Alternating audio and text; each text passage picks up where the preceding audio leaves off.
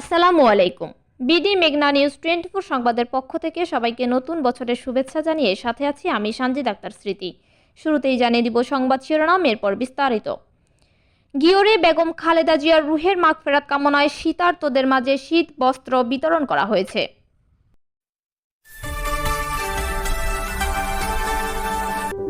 BD মেঘনা news 24। শুনছিলেন সংবাদ শিরোনাম। মানিকগঞ্জ প্রতিনিধি আল মামুনের পাঠানো তথ্য ও ভিডিও চিত্রে থাকছে বিস্তারিত। প্রয়াত সাবেক প্রধানমন্ত্রী ও বিএনপির চেয়ারপারসন বেগম খালেদা জিয়ার রুহের মাগফিরাত কামনায় মানিকগঞ্জের গিওর উপজেলা বিএনপির সহ সভাপতি ও জেলা বিএনপির সাবেক ত্রাণ ও পুনর্বাসন বিষয়ক সম্পাদক অ্যাডভোকেট আব্দুল আলিম খান মনোয়ারের উদ্যোগে শীতার্ত মানুষের মাঝে শীত বস্ত্র বিতরণ করা হয়েছে। শুক্রবার 16 জানুয়ারি সকালে গিওর মধ্যপাড়া এলাকায় শীতার্ত মানুষ ও দরিদ্র শীতার্তদের মাঝে এসব শীত বস্ত্র বিতরণ করা হয়।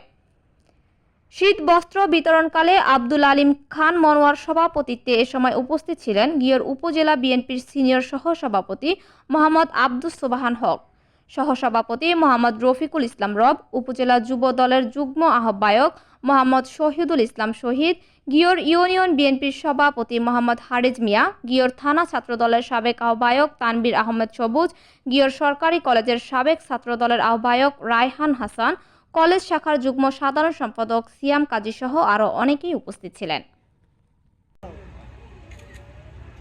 দলীয় জনগণের পাশে দাঁড়ান, যেখানে আমরা জানি যে করোনার মধ্যে আমাদের দল দেশনেত্রী বেগম খালেদা জিয়া তারেক রহমান বিদেশে অবস্থান করতেছিলেন। সেই বিদেশ থাকা অবস্থায়ও আমরা করোনার মধ্যে জনগণের পাশে দাঁড়ানোর চেষ্টা করছি। অর্থাৎ বিএনপি জনগণের দল, জনগণের সঙ্গে আছে। আমরা যেহেতু বিএনপির সাথে সম্পৃক্ত, আমরা আপনাদের সাথে আছি। আপনারা আমাদের জন্য দোয়া করবেন। যেটা বলতেছিলাম যে আমাদের এগুলো সব অপ্রতুল, মানে খুব প্রয়োজনের তুলনায় খুব কম সংখ্যক হয়ে যাচ্ছে। তারপরেও আমরা আপনাদের মাঝে দাঁড়িয়েছি। আমরা আপনাদের জন্য দোয়া করবেন, দেশনেত্রী বেগম খালেদা জিয়াকে যেন আল্লাহ তাআলা বেহেশতে নাসিব করেন। আমি আমার বক্তব্য দীর্ঘায়িত করবো না, এমনি অনেক সময় হয়ে গেছে। আমাদের এই পাশে একজন লোক মারা গেছে, জানাজাও আছে। সকালে সুস্বাস্থ্য কামনা করে আপনারা আমাদের জন্য দোয়া করবেন, আমরা যেন আপনাদের পাশে থাকতে পারি। আমাদের সকলের জন্য দোয়া করবেন, এই বলে আমি আমার বক্তব্য শেষ করছি। আসসালামু আলাইকুম। আমার দলের বিএনপির পক্ষ থেকে ধন্যবাদ, আমার গৃহ থানা বিএনপির পক্ষ থেকে ধন্যবাদ। সেই সাথে আমি আশা করব যে আমাকে আগামীতে সার্বিকভাবে আপনারা যদি মনোহরের সহযোগিতা করেন, মনোহর আপনার থাকে, মনোহর আপনাদের পাশে অবশ্যই থাকবে। এবং যুগে যুগে হওয়ার পর থেকে যুগে যুগে সাধারণ গৃহ থানা না, সারা মানিকগঞ্জেই তার পরিচিত আছে এবং সে সব জায়গায় তার একটা বিশাল অবস্থান আছে।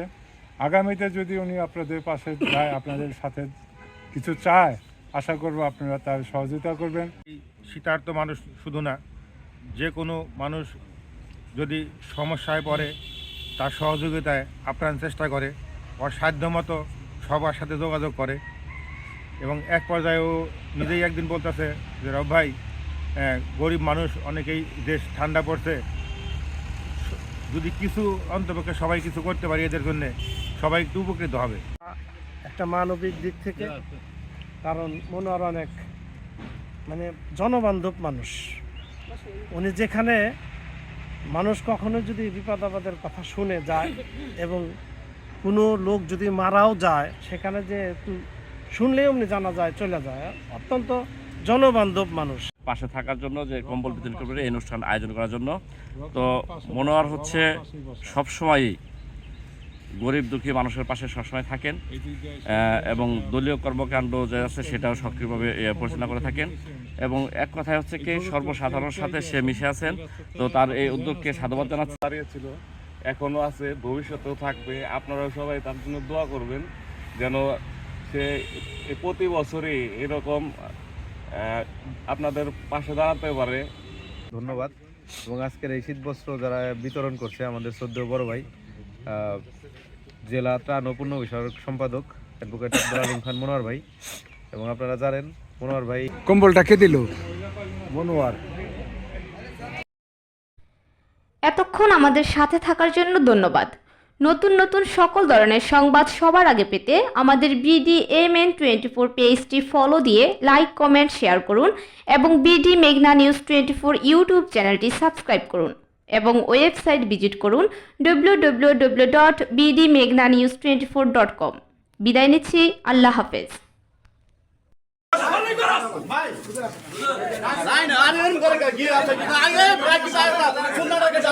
যাবো আমি, সমস্যা নাই।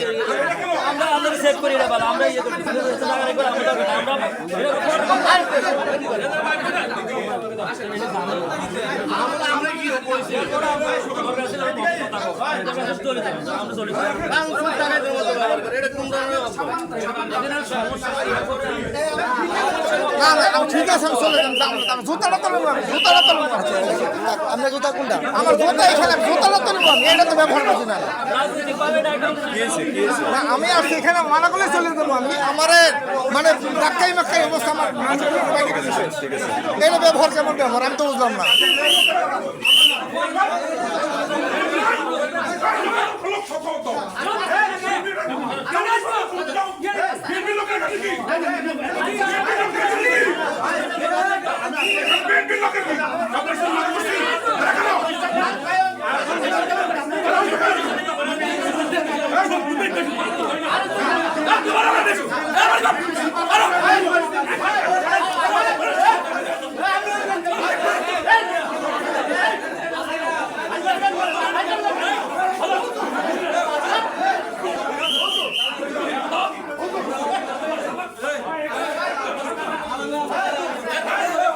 আমি